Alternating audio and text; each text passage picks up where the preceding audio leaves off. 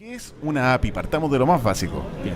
Son las herramientas que se usan para que se comuniquen hoy las aplicaciones. Bien. Es como lo más básico hoy que se utilizan entre las aplicaciones y su parte de atrás, el backend, bien, o con la base de datos. Bien. Es una interfaz que permite comunicación. Eso es como la definición más simple que podemos llegar a tener.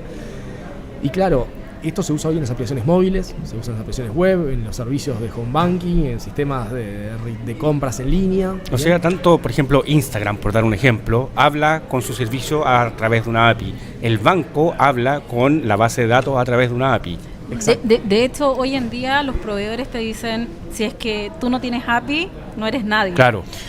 Y mira, para ponerlo en un lenguaje incluso tal vez más simple, la API permite de que no tengas que meterte dentro del programa, dentro del corazón del programa a intervenirlo, sino que el programador, el desarrollador lo que te dice, ya, te doy una pequeña puerta, una ventanita donde tú puedes recurrir a cierta información sin destruir o poner en riesgo la aplicación, ¿no? Esa definición me encantó porque es eso, ¿no? Justamente una serie de funcionalidades que uno puede utilizar para consumir datos, para hacer consultas, para realizar acciones súper controladas, bien, muy minimalista en cuanto a qué se puede hacer y qué no.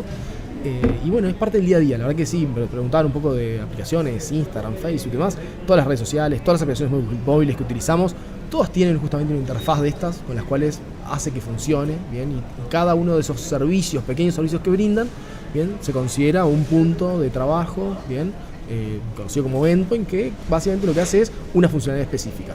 Entonces, en el taller lo que buscamos es conocer primero cómo identificar esos puntos de entrada, esos puntos que uno puede utilizar, y entender cómo evaluar sus riesgos, ¿bien? Cómo ir probando mediante diferentes técnicas, ¿bien? Y herramientas de seguridad, ir probando la seguridad desde la autenticación de una aplicación hasta, como no sé, pagar un auto online o pagar una compra online, ¿bien? Entonces fuimos a través de un taller muy rápido de 2 horas, recorriendo un poco cómo hacer estos análisis con herramientas hoy abiertas, disponibles en forma gratuita, bien, que son las herramientas hoy que usa todo el mercado de seguridad. Aquellos que hacen auditorías, pentesting, hacking ético, usan estas herramientas, las vimos en el taller, bien, con lo cual se puede hacer un ambiente bien interesante donde pusimos una aplicación simulada y a partir de ahí empezamos a hacer pruebas bien de seguridad, de auditoría. Y bueno, fui recorriendo un top 10 de riesgos que existe hoy en día de un proyecto abierto que se llama OWASP, bien, que justamente lista cada 3 años los 10 riesgos principales en APIs en particular, ¿bien? Entonces fuimos entendiendo cada uno de esos riesgos y probándolo de forma bien práctica con cada uno de sus laptops, bien, probando cómo atacar esa herramienta, bien. Y bueno, cerramos un poco después como la otra parte de esto, que es cómo proteger, ¿no? Cómo solucionar todo esto, sí. No es solo romper, sí.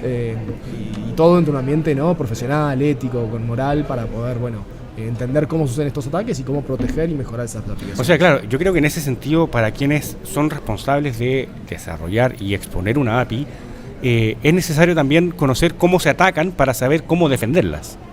Totalmente, es fundamental. Muchas veces, inclusive, cuando uno aprende a programar, no tiene en cuenta estos aspectos. Exacto. De seguridad. La prioridad del programador es la funcionalidad. Que funcione, sí. Una funcionalidad nueva y que ejecute lo que uno pide. Entonces la seguridad queda a veces rezagada en esto. Bien, pasan sistemas a producción y tal vez después pasa una auditoría. Hoy el mercado cambió en ese sentido, bien, y empiezan a aparecer equipos de DevOps que automatizan todo esto para que no pase justamente esto que pasaba históricamente. Entonces aparecen ciertas pruebas de seguridad, ¿no? Donde se analiza, por ejemplo, el código creado por el programador. En esa etapa muy temprana del desarrollo ya se buscan ahí vulnerabilidades, riesgos de seguridad y demás, y a partir de ahí sí empiezan estas pruebas después cuando está funcionando antes de salir a una producción y demás, se hacen estas pruebas también de seguridad desde la aplicación funcionando para ver si es vulnerable, si permite algún abuso y demás, y a partir de ahí se hace estos trabajos de auditoría, ¿bien? Entonces el taller lo que buscaba era acelerar. Hoy decían un poco en la bienvenida al evento, de la verdad que hoy hay mucha información. Sí. Uno busca en YouTube, busca en Google y hay mucha información de seguridad, de lo que uno quiera en realidad. Lo que se busca en estos talleres es justamente acelerar el proceso y darle mucho foco, ¿no? Yo lo que les planteaba un poco a los participantes es, mi idea es que en 2 horas pasen de no saber nada de esto a entender cómo funciona una API, a entender cómo se prueba, cuáles son los riesgos, conocer las herramientas y por ahí tener mucha información para poder seguir avanzando y practicando sí. Cada uno después en su casa o en su trabajo o en sus servicios que quiera ofrecer. Pero ya salen con un nivel para poder hacer pruebas de seguridad de este tipo de herramientas que están en todos lados, ¿no? Y que el mundo de seguridad, todo este contexto en donde estamos, está necesitado de profesionales que puedan hacer este tipo de actividades.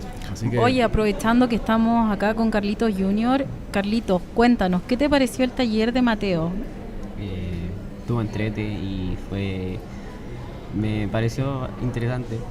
Es como dice Mateo, te está abriendo como el paso a seguir investigando.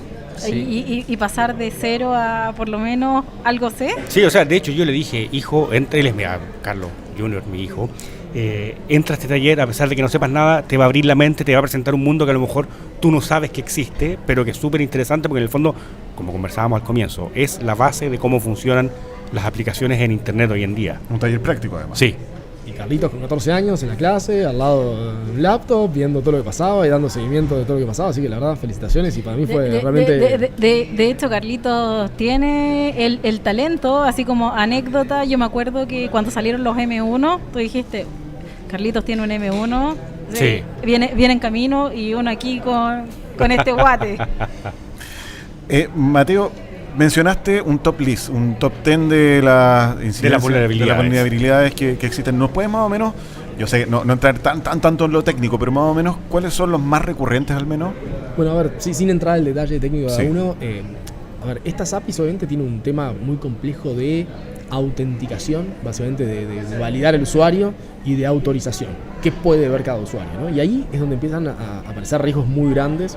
Bien, y es decir, por ejemplo, imagínense una cuenta banco que yo pueda ver tu saldo de la cuenta bancaria. Claro. ¿no? O sea, es preocupante eso, ¿no? Es una fuga de información, acceso a información confidencial. Entonces, las primeras pruebas que hicimos fue justamente de esto, de qué puedo ver yo de un usuario, bien, y muchas veces faltan esos bloqueos, esos controles a nivel de, primero la parte esta de login de usuario y después de los permisos que se tiene dentro de la aplicación. Y en las APIs estas que vimos, justamente una aplicación vulnerable fue lo que usamos de ejemplo, podíamos acceder a eso, a las compras que había hecho otro usuario, bien, poder ver el auto que tenía asignado un usuario, por ejemplo, bien, entonces uno podía acceder a información de otros usuarios. A partir de ahí, a su vez, había, por ejemplo, un saldo de una cuenta. Y haciendo algunas técnicas justamente de ataques y demás, uno podría aumentarse su saldo. ¿Bien? Entonces, bueno, es como en un banco, poder subir el saldo que uno tiene con simples clics, bien, con herramientas gratuitas. Claro. Entonces, empezamos de a poco a abusar de la plataforma, pero muy centrado en esto, ¿no? En qué controles tenía la aplicación, de qué puedo hacer yo como usuario.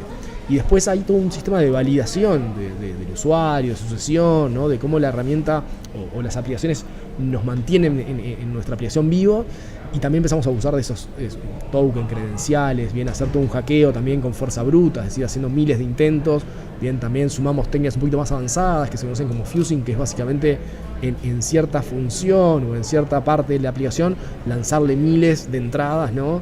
Diferentes que permiten, bueno, buscar de hacer algún ataque, ¿no? Ya sea después de inyección de datos o de lograr fuga de O sea, información. buscar dónde está fallando la validación del Exactamente. programa que está detrás. Y busqué sistematizar, darles una metodología que para que puedan después ir avanzando paso a paso. Bien, les quedó también una documentación formal esto para que también puedan volver a su casa y hacerlo Exactamente, tranquilos, sí, con tiempo. él me dijo, voy a llegar a la casa a instalar Postman.